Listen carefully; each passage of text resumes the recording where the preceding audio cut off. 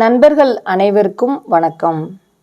Energy home மதுரையிலிருந்து மருத்துவர் Anitha Jerome. இன்னல் தரும் இக்கால வாழ்க்கை.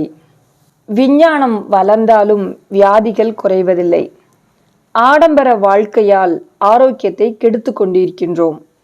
பொய்யான வாழ்க்கையை புகழ்ச்சியாய் பேசிவிட்டு உண்மையான வாழ்க்கையை உணராமல் இருக்கிறோம். ஆகவே இக்கால வாழ்க்கை இன்னல் தரும் வாழ்க்கையாக அமைகிறது. கருவிலே இருந்து கல்லறை வரை நோய் என்னும் வேதனையில் நொந்து கொண்டிருப்பது ஏன்?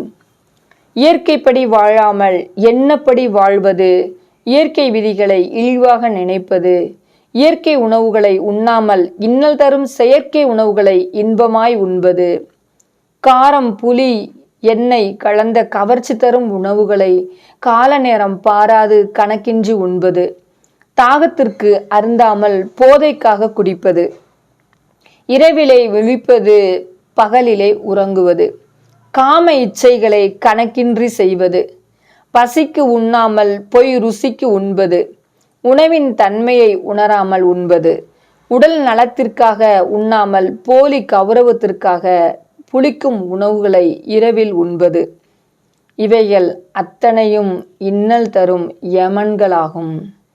இவற்றை நம்மளால் முடிந்தவரை தவிர்ப்பது நல்லது. தவிர்க்க முயற்சிப்போம். நன்றி, வணக்கம்.